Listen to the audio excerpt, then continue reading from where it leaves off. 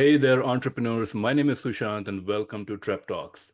This is the show where I interview successful e-commerce entrepreneurs, business executives, and thought leaders, diving deep into their business journey and uncovering the strategies and tactics that they have used to build and grow their businesses. And today, I'm really excited to welcome Matilda and Kelly Belknap to the show.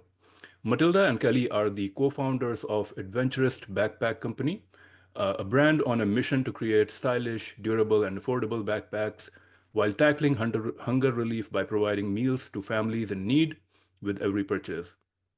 And today I'll be asking Matilda and Kelly about their entrepreneur journey, the challenges of building a purpose-driven brand, and the strategies that they've used to grow Adventurous Backpacks into a recognized name in both the outdoor gear and social impact spaces. Now, before we dive deep into this interview, if you enjoyed this kind of content, please make sure to hit the like and subscribe button. And for more interviews like this, please visit treptalks.com. And with that, Matilda and Kelly, welcome. Thank you so much for joining me today at Trep Talks. Really appreciate your time. Hey, thanks so much, Sushant. We're happy to be here talking with you. Yes, thank you. I really enjoy speaking with businesses that also have a social bend to them. So I'm very interested to hear what kind of got you started in creating a business that also had a social component to it. Yeah, so our story kind of happens in two parts for how we started the company. The first, well, it all started with a backpacking trip around the world. So Matilda and I had met.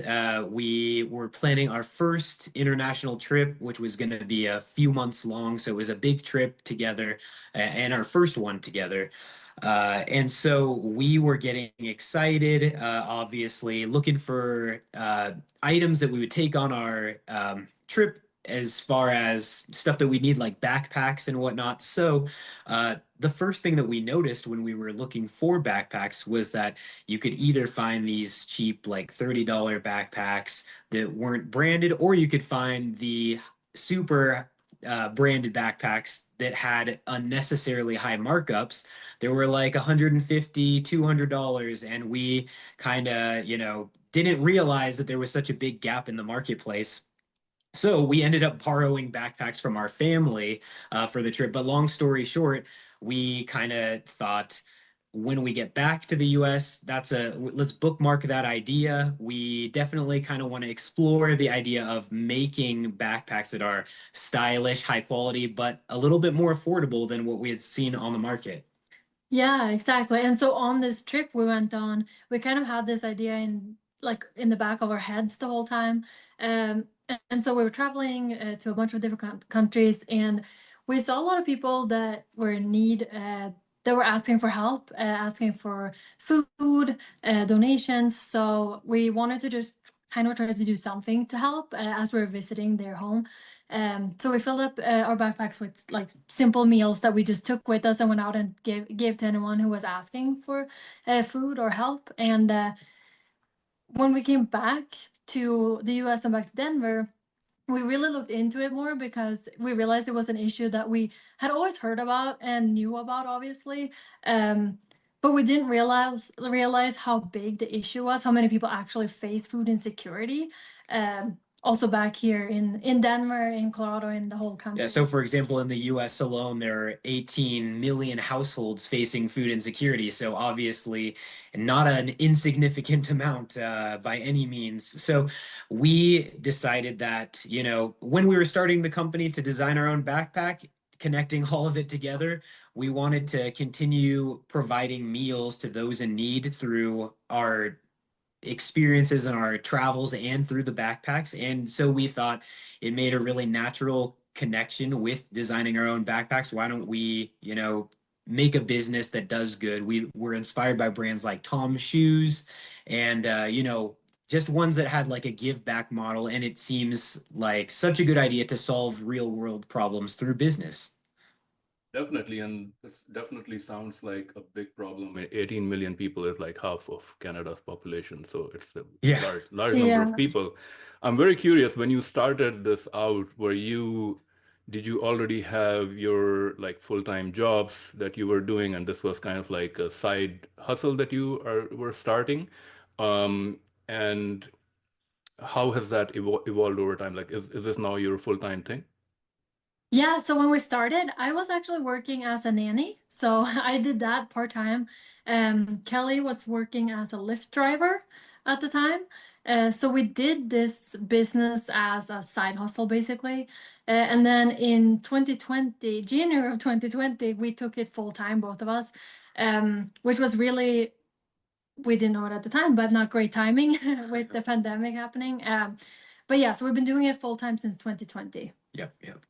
Wow, I mean that's so interesting. Like to be starting a more of a travel product business right when the pandemic was starting out. I mean, I would be interested to hear how, like did that not demotivate you? Like I'm sure the demand was not great at that time. Yeah, so exactly. It was kind of, I think at right away we were like, what are we gonna do? How are we gonna, sell travel backpacks to people when literally not a single person is allowed to travel? Um, and we decided, luckily we had kind of branded the company to be adventure backpacks, Adventurist Backpack Co. So for any sort of adventure. And so we sort of pivoted, honestly, to more outdoor type adventures. So we're based here in Colorado, in Denver. So it's like a big outdoor playground for anyone that lives here. And Hmm. so we decided, we're going to market our backpacks a lot more heavily towards hiking, camping, doing any sort of stuff that was outdoor related, which just so happened to be what basically everyone was doing at that time. So I think luckily it was obviously not a good situation, but we made the best out of it. And I think we ended up growing our business a decent amount that year. Luckily, we had that sort of room to pivot because other brands don't always, have that lucky circumstance. Yeah, I think that Yeah. makes a lot of sense where people, when they were kind of stuck at home, they wanted to get outside where, they're not uh, around people and they can still, be in nature and so forth. So I think that makes a lot of sense.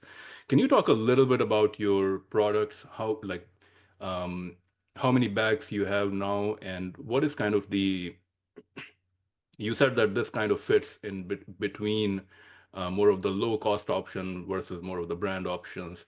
What is different about your bag and what's unique about it? Yeah, so we started out with just one backpack design. So it was kind of like a mid-sized day pack that we designed at first. That was the backpack we had looked for ourselves that we couldn't find. So that one, we started out selling it at $65. It's made with 1000 polyester, so really high quality material, completely water resistant, vegan leather. Um, so we started with that product and then we expanded based on what we heard from customers. So people started asking, do you have something bigger? And then do you have something smaller? And then do you have any crossbody bags? So we've kind of always listened to what the customer is asking for and kind of expanded from that while keeping the same materials. It needs to be water resistant, it needs to hold up, it needs to work in any situation. So Exactly. And part of that affordable aspect is that when we were, first contacting manufacturers and finding out how much it costs to produce backpacks and get samples made and stuff like that, we quickly realized that through all of the options available, it was, that what we had suspected, the super high markup of a lot of brands, was indeed what was happening. Uh, a backpack doesn't need to cost $150 in order for it to be high quality and last a lifetime and also look good. It's just that that's sort of where the market had been heading in the past, and that's, it is what it is. But we kind of tried to fill that gap, and so we continue doing that. Yeah, and I want to actually talk more about that in a second. But before that, I'm interested to know about your design process. So, were you kind of your own designers of this bag? Like, did you come up with some ideas? Did you work with a designer to come with like the original prototype or designs? And how did you kind of convert that into a product that you can sell? Can you talk about that process a little bit? Yeah, definitely. So neither of us had any design experience before going into this, but we kind of knew what we were looking for. So we sat down one day and just had like a piece of paper and a pencil, and we just started kind of sketching up, talking about like what features we would want in a backpack and how we would want it to look like. So what we've always tried to go for is something that looks really classic, but still modern, sleek, clean lines, minimalist, but also kind of timeless. So we kind of just tried to like work together to sketch that up. And so we never have taken help from like a professional designer. We kind of just have learned as we go. Yeah, and part of that two or two parts, I guess, is one thing is we started the company basically right after college. So we, had a little bit of bravado, and we were definitely, very naive in starting a business because we didn't know anything. So I think that made it almost easier to just jump into and try to do it with no fear. And so, yeah, the second part is that working with a manufacturer, we've worked with our current manufacturer for about 6 years now. And I mean, they give a lot of help. When we send a design in, if they think something isn't going to work well, they are not afraid to say that, which is super helpful to us to have a manufacturing partner that, will be honest with us and say, hey, I don't think that's going to work. How about we try this instead? And then we say, yep, that sounds good. Or we're back and forth a little bit between making different iterations of the design until we're happy with it. What kind of investment that did you have to make? I mean, I'm assuming you bootstrapped it, but when you take a design to a manufacturer and you basically pitch the idea, I mean, I would be interested to know, like, are your manufacturers in China? And uh, they usually have like minimum order quantity restrictions and things like that. What kind of investment did you make in that initial process? And was there any hesitation on, we can lose this money? I think there was a little bit of hesitation probably. And by the way, yes, we do manufacture in China. There were, I think, with the first factory that we worked with for about a year, there were minimum order quantities of like I think you had to order it wasn't as big as it is now with our current manufacturer actually, but we ordered I think 900 total backpacks, 300 of 3 different colors. So yeah, 900 total. And the I think I you go ahead, Matilda. I think that so the or our initial investment was like around like $6,000-7,000 that we had to put up front for the backpacks, like for the inventory, and that's all the money we had. So after that point, like we bootstrapped the rest. We didn't spend money on anything else, like no marketing, nothing, because we couldn't afford it basically. So and we were definitely, I think, nervous about spending all that money on something that was not a proven concept. But at the same time, we were young, no kids, no like real responsibility. So if we lost it, it's like we can at least like live at our parents' house, or it's like we're not gonna be completely screwed either Yeah, way. exactly. Totally agree. And I mean, now this brings me to the question that I wanted to ask before, is you said that, you kind of went with your gut here with this product. And, backpack is kind of like a ubiquitous product. Like it's available pretty much, easily. You can go on Amazon, there's like thousands and thousands of backpack, different kinds, all different Yeah. kind of price points. Plus, now you have leather backpack. Like there's no shortage of backpacks right now. Exactly. How, when you were creating this, like, were you thinking how you're going to position in the market, or how are you going to uh, put your backpack, um, how is it going to stand out in the market where so much Yeah. noise, right? How are you going to um, persuade somebody to buy your backpack versus Yeah. everything else that's available in the market? Yeah, definitely. So I think back when we started, it was a little bit of a different market. So online, like it was at a time, even though it wasn't that long ago, it was at a time where people didn't shop online quite as much as they do now. It wasn't like that was a given, that you of course just go online and like look for what you need, you know. And I think what we realized was we could be a brand that we built. So that was one part of it. Like I think there's more competition now than it was back then, or what, at least what it felt like. But then also I think we realized that we could be a brand that is like a brand that people can get behind and like and identify with without being super overpriced. Yeah, so I think a big thing that when we started the company, I think we jumped straight into we have to build a brand. So we're not just making backpacks, we're not just trying to make a cool looking design. We really wanted to have everything be super cohesive, from the name to the way the backpack looks to the way we market the backpack, and all that stuff. We wanted, the companies that we had liked for ourselves all had really strong branding, and I think we were just very influenced by that. So that's one thing that we wanted to do for ourselves to separate. Because I mean, like you said, anyone can make a backpack, and someone could, make a backpack that looks exactly like ours. What's to stop someone from doing that? So we thought if we make our own brand so that we get a following and a customer base liking our specific brand, then we don't really have to worry as much about the competition because of that. And obviously, there are still a lot of competitors, and we have a lot of room to grow, hopefully. So, but I think being a strong brand is kind of our passion and our focus.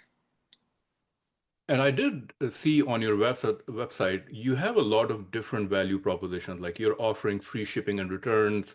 Of course, there's the social component of it. I believe every bag you are feeding 25 meals or something along those lines. Exactly. Yes. How I'm just curious, like with all this competition, plus, I mean, I would love to know about your thoughts on all this, China tariff and things like this. I mean, how are you making profit with all these different things?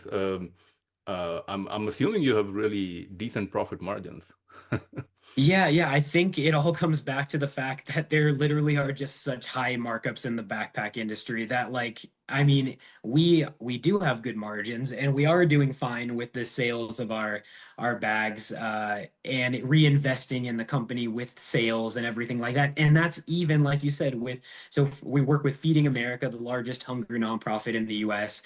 We're a direct partner with them. So for every backpack sold, 25 meals are provided to families in need across the US. So even with designing the bags, doing all the marketing costs and providing to a charity here in the US, we still have room to make a profit and grow. And that's just goes to show that, if you buy another brand's backpack, they're making, even more. So that's great for them, but we wanted to, fill that gap. And yeah, I think also it was really important for us from the beginning to make a brand and a company that we ourselves would want to shop with. So for example, we didn't like to pay for shipping when we ordered stuff online. So it's like, let's not make people pay for shipping or returns, or let's make it really easy for people like to have a good experience with our brand. Exactly. And I think, yeah, customer service is one area where every single new or like underdog or emerging brand can have like the absolute upper hand. Because I mean, if you say, I'll just use Nike because they're a giant company, but if you email Nike, you're probably not going to get a response within the next like hour or two, and it might even take a day or two to get a response from a big company.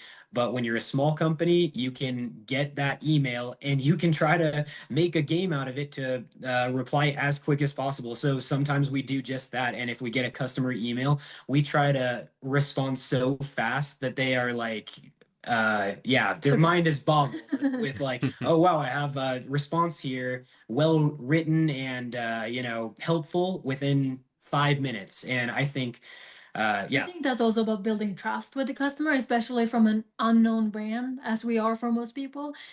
You can build trust by giving them like a real human response within a quick time. Exactly. So I guess that's sort of where all that is able to shine, I guess. That's awesome.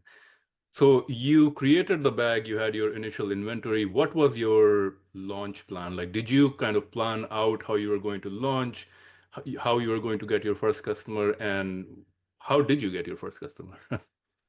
Yeah, so I think back to what Matilda said about like we started the company in 2017, and even though it's only 8 years ago, the landscape was so different back then with like social media. So the main avenue that we used to grow our business from the start was Instagram, and so we were able to, you know, quickly rack up real followers. I feel like back then we've talked about this recently, but Instagram was like an actual semi community back then.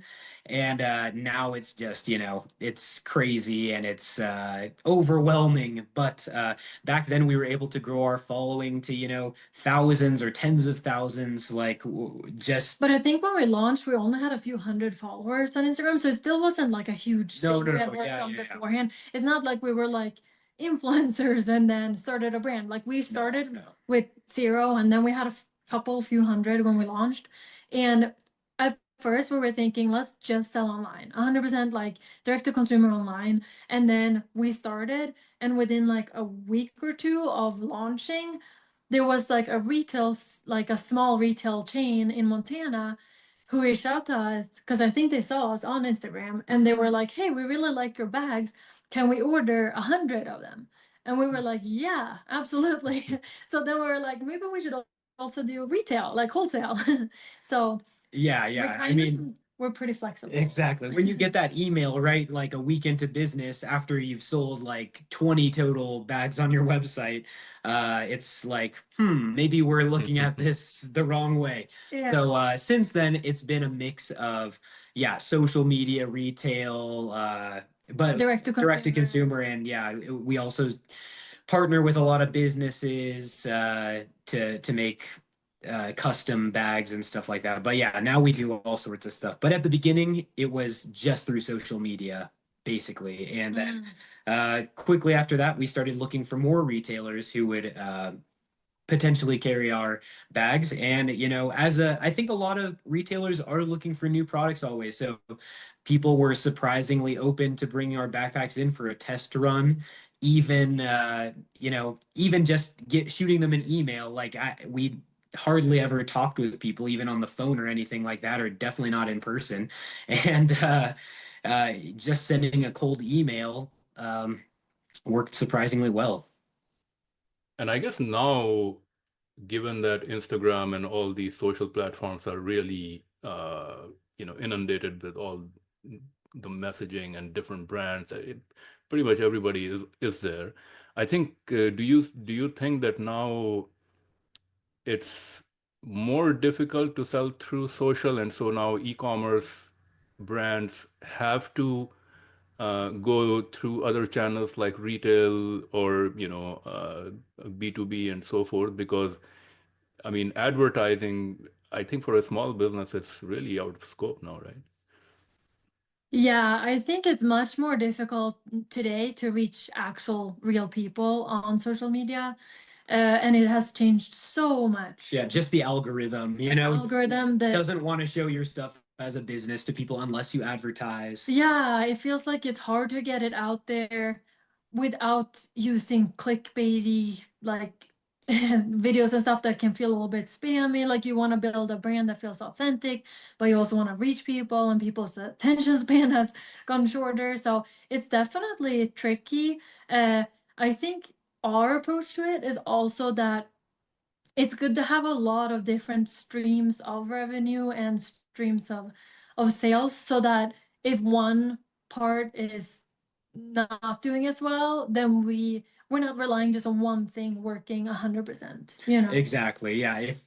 If it's a slow year for retail stores ordering and picking up product like how it was back in, you know, 2020, Yeah. then you can hopefully have stronger online sales, or, you know, do yeah, just get creative in different avenues to sell. Yeah, exactly. We've also gotten a lot of bigger orders through press. So that's also a great way to do it, through just reaching out to writers and being like, hey, we have a new product that's just launched. Like, I if you would say about it, we'd love that. if there's like one one tip that I can share with an audience of entrepreneurs that I think has helped me more than anything else in business, it was reading a book called Trust Me, I'm Lying by a guy named Ryan Holiday. He has a lot of, business books.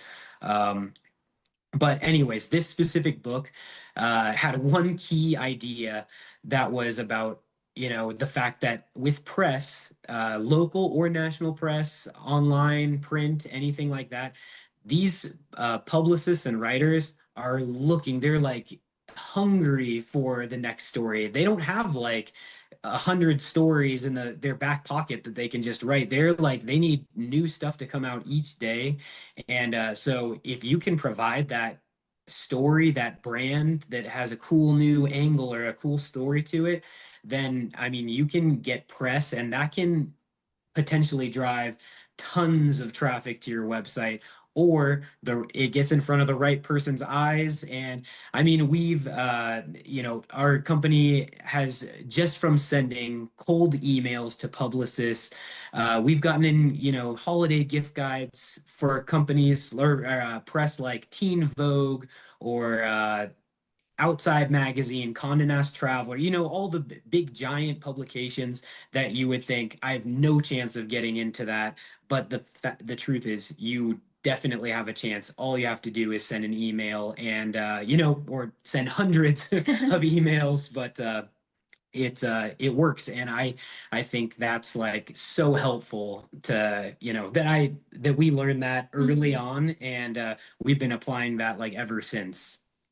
So you're still doing it, and how do you, like, what is your process like? Do you find these people through LinkedIn? Like, do you what is your process of finding these contacts? Yeah, so actually, it took a little while to be able to find like contact info consistently, but something that you can do is always look up like the email format. It's just kind of being like a little bit of a detective, but you find the email format of the publication you're looking for. Many times it's like, for as an example, first initial last name at so-and-so.com. And once you find the one for that publication, you just do it over and over again with all the names that you find, and obviously once you find their contact information, find the right one, send them like a real email. Like, don't spam them because they'll just block you. Yeah, Like, exactly. actually reach out to people that you think you can, like, they can have value from what you're providing them, and you can have value from them. Exactly. Have like a real yeah conversation, not just spam. Yeah, one thing I always do, I like, for example, I don't send out like one email to every single person. I customize it and write, like, I look up, like, it's definitely time consuming, but I look up what type of writing do they generally do, and I send them an angle that would work for them, because obviously this only works if you're providing value to them. If you're just shamelessly self-promoting, then it's not adding value to the publicist. Like Matilda said, it's just gonna annoy them, and then it definitely won't work. But if take the time and effort to like read some of their stuff and say, I think this person would be interested in this angle. So I'm not going to pitch the fashion angle of our backpacks to someone who's interested in the outdoor ruggedness of a backpack, and vice versa. It's totally different depending on who's writing. That's so interesting that you're able to get all that press on your own. Like, you don't have to hire a PR, a publicist, or anything like that. So now you have your own website. You're on in retail stores. Are you also selling on marketplaces like Amazon or other marketplaces? No, so we're not selling on any marketplace. We don't sell. We've kind of wanted to keep full control of like all the terms and everything like that. So we haven't sold with Amazon. We do sell with like Kohl's, which is a bigger retailer here in the US. I don't know if they have that in Canada, but it's probably one of the more like mainstream retailers here in the US. I'm sure, I would guess they'd have hundreds or thousands of locations across the US. And that would be the most similar thing to Amazon that we sell through, where it's like a more general thing where, if you search up our backpacks, that's one of the first things to show up just because they're a giant company. But we, yeah, no, I think we've tried to sell more with like actual retailers. So we sell with like Uncommon Goods, which is another like they're like an online marketplace. We sell with like Urban Outfitters.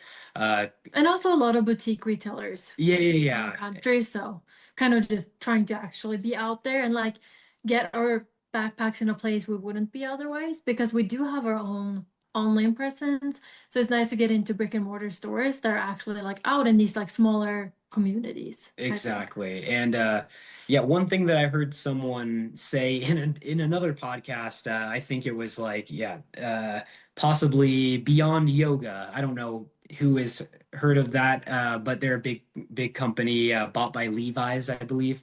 And the founder of that company said something that really resonated with me, which was that getting your product into a store, even though you have to sell it at a wholesale price, even a small store in a small town, if you spread your tentacles and you get your product in a lot of different places in the actual, eyeballs of people, physical products, it's like getting paid to market your product. So, I mean, I try to look at it the exact same way. Sure, we might not make as much of a profit with wholesale, but if we, get the product out there and we still make a little bit of money, then that's a great way to basically market and advertise for free.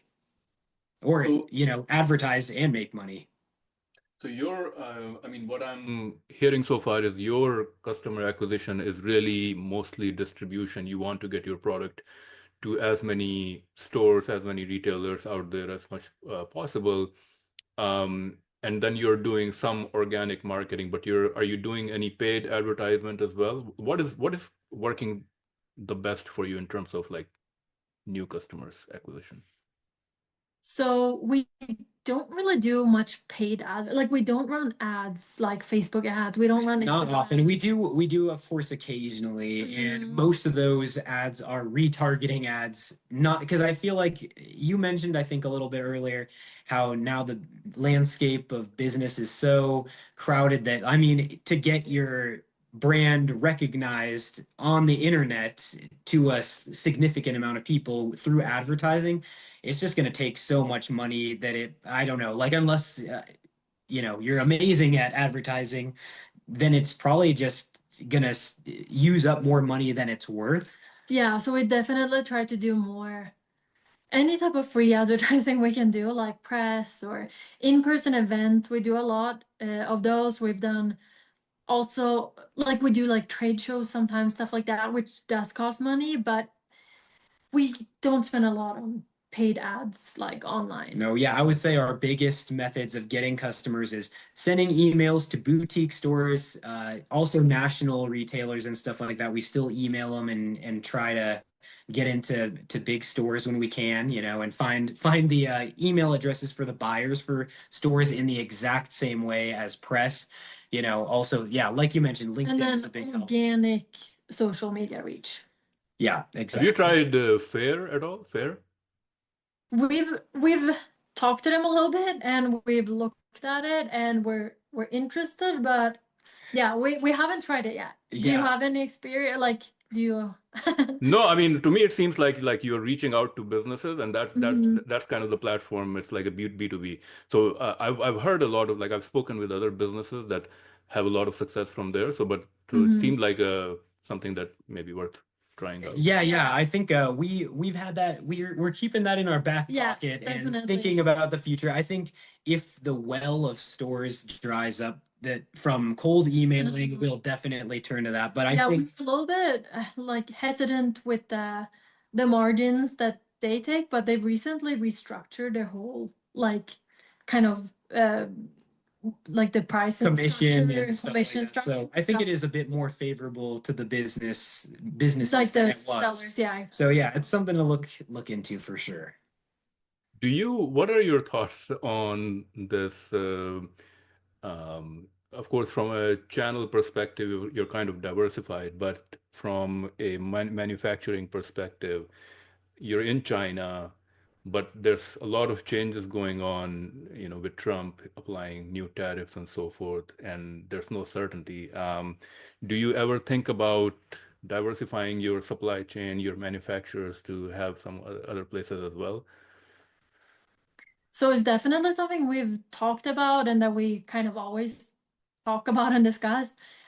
We really, really, really like the factory or the manufacturer that we work with now. So it's not something that we necessarily want to do. If we end up having to But out of necessity, then obviously the smart thing for any business, us included, which yeah, we haven't done it yet, but we probably should, is to also diversify your manufacturing, because if anything were to happen, it's like you don't want all your eggs in one basket, of course. So I think yeah, it's definitely the smart and the right thing to do to have different options, and that's something that we, yeah, are always thinking about a little bit. So we yeah, it's tough. I guess our thoughts in general about stuff like that happen with that, like tariffs and stuff like that, is as business owners, I think our philosophy is stuff like that is out of our control. So we are only going to like focus on the things that we do have control over. And even if it's, hopefully the tariffs, don't affect us too much, but we have to figure out a way to survive regardless. So that's, we'll focus on that. And yeah, it's such a, yeah, a complicated kind of situation, but it's also the question, I guess, is also how much money are you losing versus how much would you spend on finding other alternatives, and how much time would you spend on that you could be spending on growing the business. So it's a lot of different parts to it, I think. Yeah, but I get the sense that you had good experience in working with manufacturers in China. Did you find them through Alibaba, or like what was your searching process like? Do you visit China? Like, have you gone to the factory? So we have been invited to come. We haven't made it yet, but it's Yes, definitely on our list it's of definitely on our list. Yeah. the things we want to do. Yeah, we have like we did find them through Alibaba, to answer your first question. And yeah, so the thing is, I feel like we of course want to visit them and meet face to face with the people that we talk so much with on a daily basis. It's kind of funny thinking about that, because when I think about it right now, you asking that question, I feel like we know our manufacturers, like two or three people within the company, so well, and they send us, like we send each other like New Year's and Christmas gifts and stuff like that, just stuff like that, and they will write us handwritten notes and send photos of themselves smiling and stuff. It's just like it feels like in today's day and age, you can really know someone, more or less from the internet. Yeah, it's just exactly. a So kind they of cool do experience. send a lot of photos and like video tours of the while they're making the backpacks, or if there's anything they're wondering and stuff like that. So we definitely have a great connection with them. But yeah, we haven't been yet, but it's on our list. So my next question, your team. So are you two the only members in your business right now, or do you have other team members also that you hired? We are, yeah, it's just us two. And yeah, there's been a lot of times when we've debated hiring people, I guess to do some of maybe the more time-consuming tasks so that we can focus on marketing and sales and stuff like that. But I think ultimately, every time that we've done the math and figured out like how much can we uh, do more ourselves, how much more efficient can we get at doing what we do, it always comes down to, I think we're able to continue doing it just us two for a little bit longer. So we'll see what happens in the future. But I remember hearing Solo Stove story. Have you heard of that brand before? Solo stove, no. Yeah, they sell like those They look like gas camper stoves that look like they come in like a can. Exactly. Very like at least they were really popular here in the US. But I listened to a interview with those founders and it was really inspiring because it was two brothers and they grew their company Solo Stove to like $300 million in sales a year with just them two, with no other workers. They were still sending out all the orders themselves. And when I think about that, I actually have no idea how they accomplished that and had time for everything.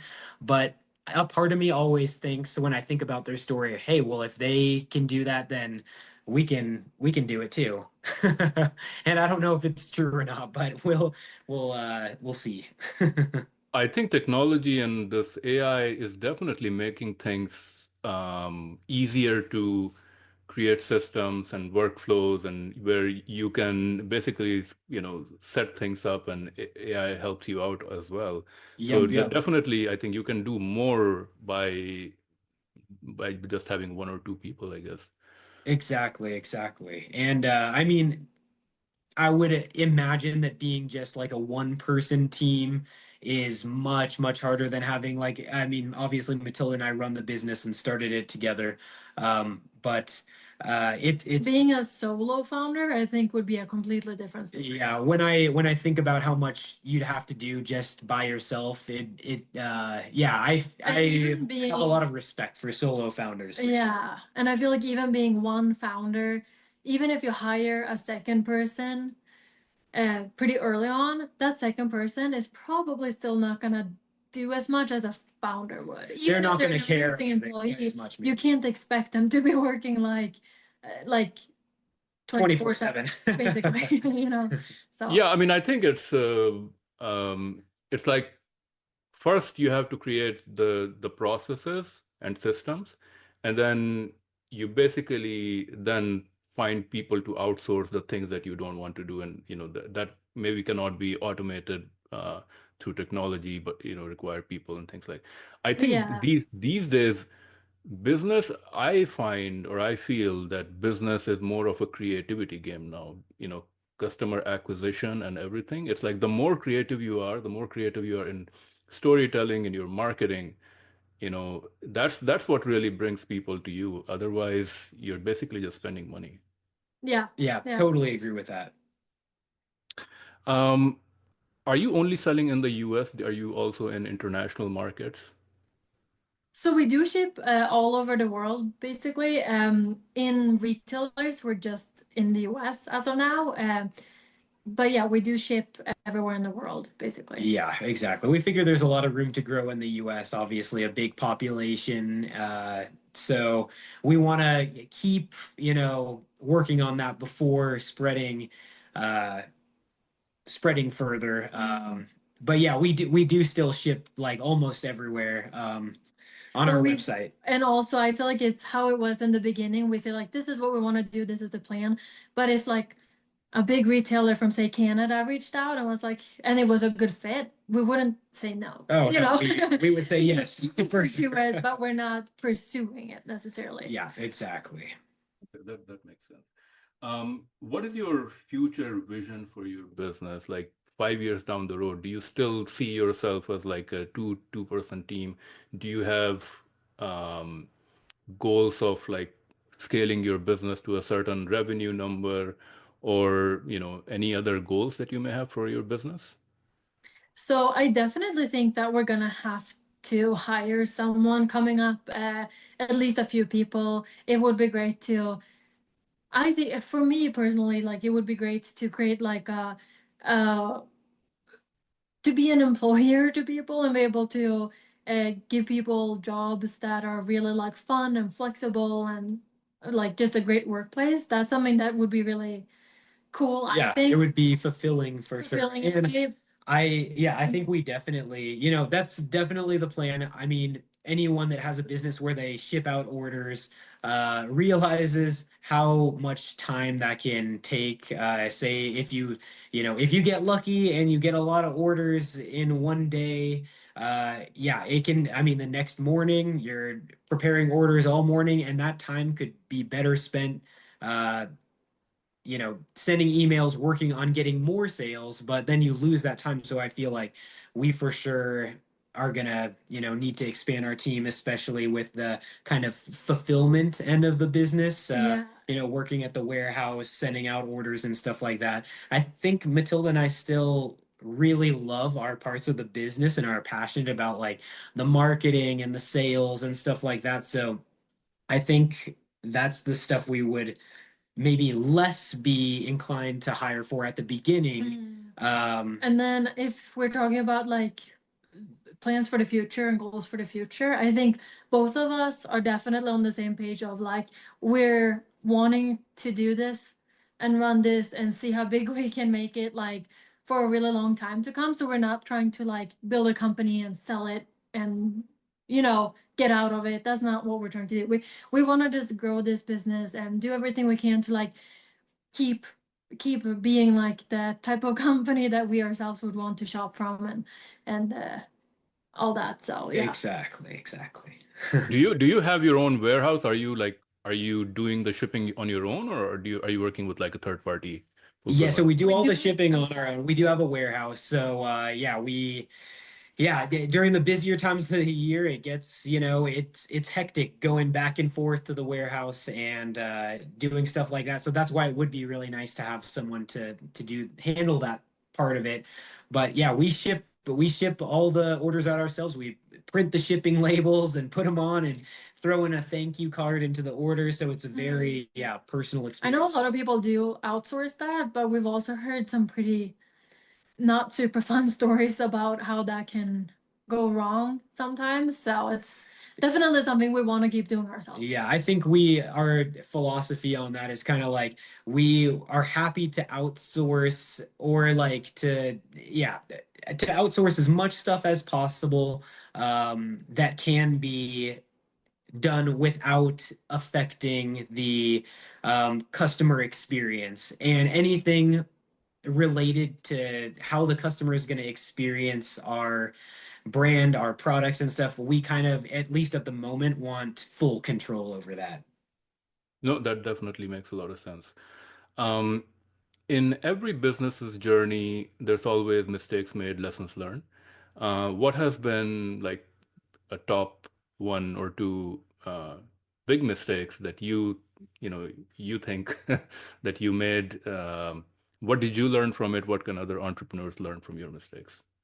So I think we have definitely had a lot of times where we're like, oh crap, we should not have done that way. Or like we didn't have any experience in business or design or anything going into this. So we've learned everything we know now, we learned basically after starting the business.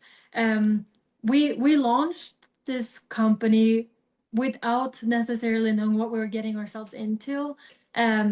And so one thing we did early on was we found a manufacturer. We had to order, like we said, 900 units, and we had placed that order. And that same night, we were like, I remember we were like laying in bed, and I like all of a sudden just realized like, wait, we just ordered 900 backpacks. Those are not gonna just like show up on our doorstep. Like this is gonna be like boxes and boxes and boxes of bags. What we didn't even know, like where do they even show up? Yeah. So it turns out they show up in a port in LA, and it's up to us to get them to our address. So it was Get them cleared through customs, get them loaded onto a pallet, packed into a truck and shipped halfway across the country. And so that was a little bit of a panic situation. I So you had didn't even forgotten about consider that. about all those costs. Yeah, the that cost, but too. even just the logistics, like the fact that like we were so young and didn't know how to do anything, and now it's like now we have to find a freight forwarder. We didn't even know what a freight forwarder is. It's like finding a freight forwarder when you don't know what that is and you're just Googling how does a business get boxes from a port to me, and then you slowly learn like what you're even doing, and then you have to get it to work. So I guess stuff like that. I mean, we've had plenty of experiences like that. Just a lot of stuff where we also, like we mentioned that early on, that smaller retail chain in Montana, they were like, oh, yeah, we want to order 100 bags. We're like, okay, great, yes. And then we were like, okay, these bags need, like, we need to quality check all of them. We need to put hang tags on all of them. And then how do we ship them? We never shipped 100 backpacks before. We didn't know, like, there's so much stuff that we didn't know. We always said yes, but we didn't necessarily know how we were gonna make that happen. So kind of just stuff like that where we got approached by a big company who wanted to order like I don't know how many backpacks for their event, and it was Google who wanted to order them for their International Women's Day event to give to all the people there. Hundreds of backpacks they wanted, and they said, can you get it done within this time frame? And we said yes, absolutely. And then after we were done talking to them, it's like we look at each other and like, how are we gonna do that? It's just the two of us. But yeah, you just find a way to make Yeah. it work. I think that's like the whole thing. And I assume that we're gonna keep running into, bigger versions of the same stuff, which unfortunately will probably mean that they're even more stressful. But I don't think the surprises and the learning experiences will stop anytime soon. Yeah. I mean, that's the pleasure of entrepreneurship, right? It's like you're on a journey where you don't know where, what's ahead, like two steps ahead. And so it's like it's always good to have an open mind to learn. Exactly. I think you have to be you have to love problem solving. If you don't, then I don't know how entrepreneurs that don't. Stressful. Yeah, if you didn't exactly. enjoy problem solving, I think. Yeah, I think we definitely will in situations like that, we'll get stressed for maybe, I'll say we can be stressed for up to 24 hours. And then at that point where we tell ourselves, hey, okay, we can't worry about this anymore. What are we going to do about this situation? Let's come up with a plan and just figure it out. And then it starts feeling good from that point. Usually. Yeah. Now I'm going to move on to our rapid fire segment. In this segment, I'm going to ask you a few quick questions and you have to answer them maybe in a word or a sentence or so. So the first one, I know that you've already mentioned a book, but Ryan Holiday's book, any other book that you would recommend for entrepreneurs? One that I would recommend is Purple Cow. And I say The Alchemist. Okay. Awesome. An innovative product or idea in the current e-commerce, retail, or tech landscape that you feel excited about? Anything that any innovative products or ideas that you personally like? I have to think. I would say gonna be boring, but I'm gonna say anything AI based is super exciting and interesting at the moment. Yes, I'm gonna second that. Any business or productivity tool or software that you would recommend, or a productivity tip? For a e-commerce owner, Shopify is the best tool that we have found. Yes, all the tools available through Shopify. Another startup or business, it could be in e-commerce, retail, or tech that you think is currently doing great things. I'm gonna say a brand called Scenic. They're a startup. They do women's like hiking clothes. They're really cool, I think. And I'm going to say another backpack brand that we love and that's from our same state, and it's called Topo Designs. Topo Designs, okay. A peer entrepreneur or business person whom you look up to or someone who inspires you? I will say, well, John D. Rockefeller, very inspired by. Awesome. Anything for you? For me, I'm trying to think. Well, you're Swedish, so maybe what? The guy who started IKEA? Yeah. Yes. Do you call it IKEA or IKEA? IKEA. IKEA, okay. Yeah. Fine. Yeah, final question. Best business advice that you have ever received or you would give to other entrepreneurs? I think just having a why not attitude is the best way. Seeing instead of the obstacle, seeing the solution or the method to get to a solution. Yeah, it's hard to, I don't feel like, I don't know if I should be like giving others advice, but what has worked for us to get to this point at least is to not wait to do the things you want to do. Like just do it even if you feel unsure if you know how to do it, and also to be to adapt, to be flexible. Awesome. Those are great advice for sure. Well, thank you so much again for your time, Kelly and Matilda. How can people find your products? What's the best way to shop for your products? Yeah, so the best ways to find us online, adventuristbackpacks.com. So that's adventurist with an IST. So not adventurous, but adventuristbackpacks.com. You can follow us on social media on like Instagram or TikTok at the handle @adventuristbackpacks. And yeah, we'd love to chat with anyone who wants to chat with us. So say hey anytime. Well, thank you so much again, Kelly and Matilda. Thank you for the opportunity for sharing your story, lessons learned. I'm sure it's going to be very, very useful for other entrepreneurs as well. So thank you again and wish you all the very best. All right. Thanks so much, Sushant.